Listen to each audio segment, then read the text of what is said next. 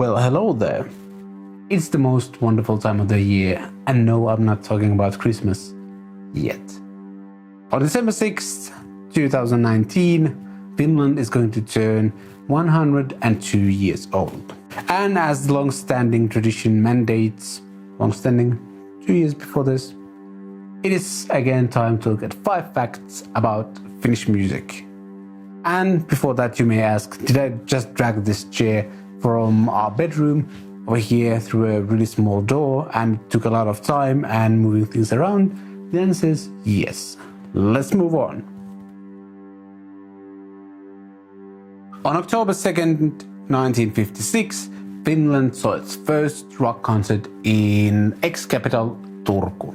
To be honest, it wasn't technically a rock concert, but more like jazz musicians playing some rock and roll tunes in between their jazz pieces, but for whatever reason the event was advertised as such. The organizer had hired extra security because they were afraid that the Finnish youth would follow the example of this dangerous movement called rock and roll and start rioting. 2 young men were actually arrested during the concert for dancing, but were later let back in. After the concert, some local media outlets reported of severe damage to the very famous concert hall, but in reality, the only damage that had been done was to a single seat cover in the hall itself and to a water pipe in men's bathroom. I always knew that the 50s were a dangerous time to be alive, but just wow. You know what? I'm not feeling too celebratory right now. I think we need to have some music in the background. I know, just the guy to ask. Hey Vlad, come here.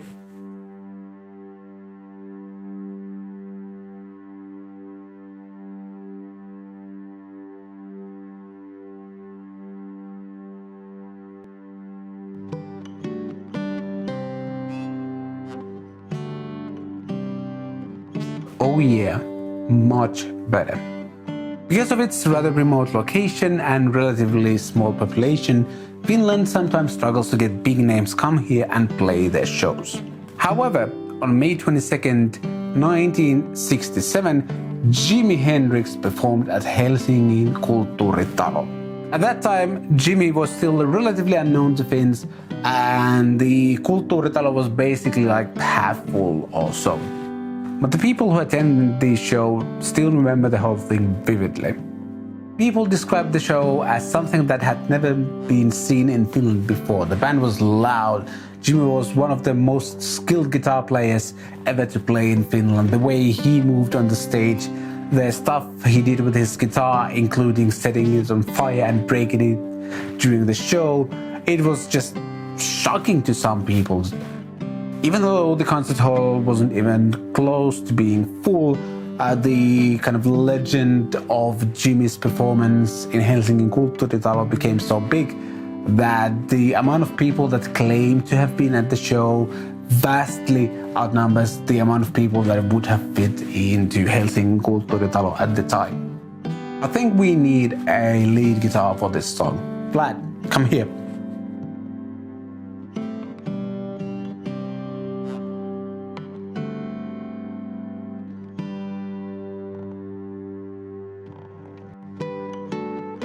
I may have touched on this topic before, but Finns really love Eurovision, which is weird because the slightly grumpy nation that spends about 9 months a year either dreaming or reminiscing of summer, the whole fake smiles and the kind of overly cheerful atmosphere and the kind of vague messages of togetherness is something Finns really don't like. And it's also not that we've been that successful at the event either. Up until Finland's victory in 2006 by Lordi's Hard Rock Hallelujah, Finland's best achievement had been 6th place in 1973. We're not even sure if we are actually proud of the victory. Yes, 90,000 people came to celebrate the victory when Lordi got back home from the Eurovision. But over the past 14 years or so, the joke has kind of worn off, to be honest. I'm suspecting the reason we like Eurovision so much is that few days a year, we kind of want to try and see if we want to be these kind of super cheerful world citizens. Then we just say, nah, I don't care, and we kind of go back to hiding and enjoy our 13-month winter. So yeah, that's what I suspect. If you are Finn watching this, please let me know if I'm right. You know what this song is missing? I think it's missing the bass. Blood.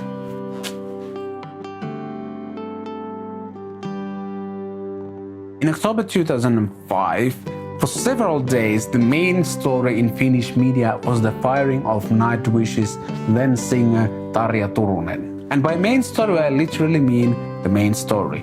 Newspapers, TV news, morning shows, all the online sites, radio, everybody was talking about it. To understand why this was such a huge thing, here's something that you should know. Finland isn't a big country, and we are very aware and kind of cautious of what other nations think of us. This can be seen in news, sports, music, just entertainment in general.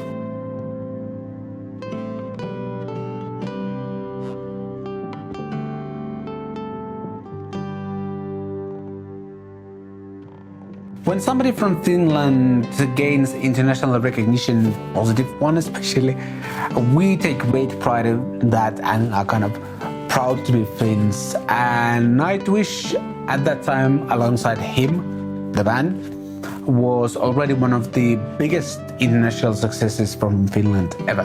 Not only that, but the company behind Nightwish, C Nation, was ranked 8th best business in Finland that year.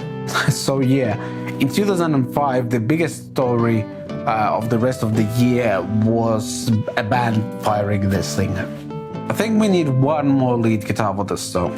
Vlad, come here. Let's end the 5 facts with a sad one. Remember the band The Baseballs? Me neither. It's a German cover band that does these kind of 50s style rock and roll cover songs of well-known pop songs. In 2009, their album Strike was the best-selling album in the whole country, which, to be honest, kind of makes me sad. It's definitely one of those cases where the band finds kind of sudden and unexpected success and kind of rides that wave for as long as it takes them.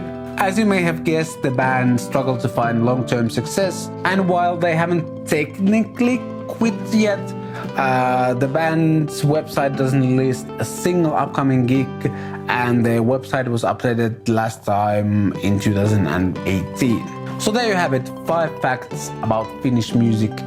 I am here to entertain and educate. Some might even call this edutainment. I hope you enjoyed this video, and I shall see you next year. Hyvää itsenäisyyspäivää, Suomi!